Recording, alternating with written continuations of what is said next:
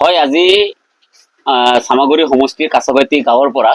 আজি 24 জন শ্ৰমিক উজনি অসমলৈ কাম কৰিবলৈ যাব খুজিছিলে আৰু তেওঁলোকে গম পাই গৈছে যে আমি অসম সংখ্যালঘু সংগ্ৰাম পৰিষদে তেওঁলোকক বাধা দিম আৰু এই কথা গম পাই তেওঁলোকে যিখন ট্ৰেভেলাৰ গাড়ী আনিছিলে সেই গাড়ীখন তেওঁলোকে পঠিয়াই দিলে আৰু পঠিয়াই দি পেলাই তেওঁলোকে সৰু গাড়ীৰে তেওঁলোকে ভাগে ভাগে তেওঁলোকে যাব খুজিছিলে আৰু যেতিয়া গাড়ীত উঠি তেওঁলোকে সাজু হৈছে যাবৰ কাৰণে তেতিয়া আমি অসম সংখ্যালঘু সংগ্ৰাম পৰিষদৰ আমাৰ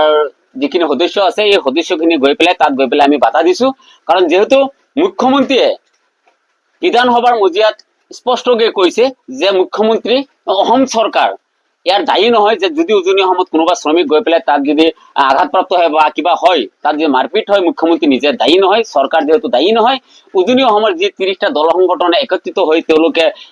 ম্যাদ খেদা এটা আন্দোলন এটা আৰম্ভ কৰিছে আৰু তেওঁলোকেও বাৰে বাৰে কৈ আছে যে তেওঁলোকে ম্যা মানুহ যাতে বা ম্যা শ্ৰমিক যাতে উজনি অসমলৈ কাম কৰিবলৈ নাযায় তাৰ কাৰণে তেওঁলোকে বাৰে বাৰে বাধা আৰোপ কৰিছে আৰু মুখ্যমন্ত্ৰী আৰু 30টা দল সংগঠনৰ নেতৃত্বক কথাত আমি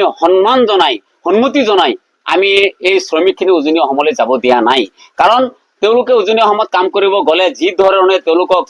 কুকুৰ মেকুৰীৰ ধৰে তেওঁলোকৰ লগত যি ব্যৱহাৰ কৰে এয়া নিশ্চয় বহুত ঘৃণনীয় আৰু আমাৰ এইখিনি চাই পেলাই আমাৰ সচেতন মানুহৰ খিনিৰ কাৰণে বহুত লজ্জাজনক আৰু সেই কাৰণে আমি গৈ পেলাই এইখিনি বাধা দিছো যে তোমালোকে যেনে দক্ষিণ ভাৰতৰ কেৰেলা বা তামিলনাডুত যোৱা বা আমাৰ নৰ্থ ইষ্টতে আছে অৰুণাচল যোৱা নাগালেণ্ড যোৱা বিভিন্ন ঠাইত কাম আছে নিজৰ ঠাইতে কাম আছে তোমালোকে কাম কৰা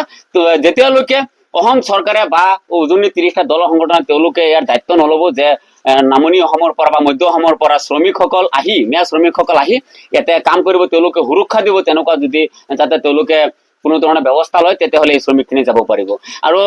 যিজন ঠিকাদাৰে নিছিলে সেই ঠিকাদাৰজনক আমি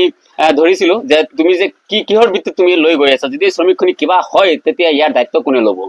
আৰু ঠিকাদাৰজনে কৈছে যে তাৰ এছপিৰ নম্বৰ দি দিছে আৰু এছপিৰ লগত যোগাযোগ কৰিব দিছে এছপিয়ে তেওঁলোকক অৰ্ডাৰ দিছে চৰকাৰী পাৰ্মিশ্যন আছে আমি পাৰ্মিশ্যন খুজিছো তেওঁলোকে পাৰ্মিশ্যন দেখুৱাব পৰা নাই আৰু তেওঁ ফোন লগাই দিছিল পুলিচক পিছত চাইছো যে তাৰ লোকেল থানাৰ অচি আৰু অচিক আমি সুধিছো যে আপুনি ইয়াৰ ৰিক্স হ'ব নেকি তাত কিবা এটা হ'লে অচি চাহাবে কৈছে যে নাই মই ইয়াৰ ৰিক্স হ'ব নোৱাৰো আৰু গতিকে যদি অচিও ৰিক্স হ'ব নোৱাৰে কোনটো ভিত্তিত আমি এই খাটি খোৱা শ্ৰমিকখিনিক আমি এই উজনি অসমলৈ যাবলৈ আমি দিব পাৰো কওকচোন আমি কিন্তু সেইকাৰণে আমি তেওঁলোকক বাধা আৰোপ কৰিছো যেহেতু ভিতৰত সুৰক্ষা থাকিব পাৰে কিন্তু বাহিৰতো সুৰক্ষা নাই আজি 24 জন শ্ৰমিক আছিলে তেওঁলোকে সদিয়ালৈ যাব খুজিছিলে আৰু তাত গৈ পেলাই তেওঁলোকে কামৰ সন্ধানত যাব খুজিছিলে ইয়াৰ পৰা এবাদুল ইছলাম বুলি এজন ঠিকাদাৰ আছে আৰু সেই ঠিকাদাৰৰ নেতৃত্বত এইখিনি গৈ আছে আৰু আগতে শ্ৰমিক গৈছে কিন্তু সেইখিনি এতিয়াও তাতে কাম কৰি আছে যদিও তেওঁলোকে এতিয়া বাহিৰতো ওলাব নোৱাৰে এনেকুৱা এটা পৰিস্থিতিত তেওঁলোক আছে আমি যিখিনি গম পাইছো মানুহৰ মুখৰ পৰা বা পৰিয়ালৰ মুখৰ পৰা আমি গম পাইছো যে তেওঁলোকে বাহিৰত ওলাব নোৱাৰে এনেকুৱা এটা পৰিস্থিতিত আকৌ ইয়াৰ পৰা শ্ৰমিক নি পেলাই তাতে কামত লগাব খুজিছে কাৰণ তেওঁলোকৰ ব্যক্তিগত এক দুজনৰ মুনাফাৰ কাৰণে আজি ইমানখিনি শ্ৰমিকক দি পেলাই এনেকে বিপদত ঠেলি দিয়াটো এইটো যুক্তিসংগত নহয় যাৰ কাৰণে আমি অসম সংখ্যালঘু সংগ্ৰাম পৰিষদে কলিয়াবৰ জিলা সমিতিয়ে আমি এই বাধা আৰোপ কৰিছো না আমাৰ অভিযানটো আপোনাৰ চলি আছে আৰু চলি থাকিব আৰু ভৱিষ্যতেও চলিবই এই অভিযান গতিকে যেতিয়ালৈকে ইয়াৰ কোনো সমাধান নুলিয়াই অসম চৰকাৰে বা উজনিৰ 30টা দল সংগঠনে যদি ইয়াৰ কোনো সমাধান নুলিয়াই তেতিয়াহ'লে এই মধ্য অসম বা নামনি অসমৰ পৰা শ্ৰমিক উজনি অসমলৈ যোৱাত আমি বাধা আৰোপ কৰিয়ে থাকিম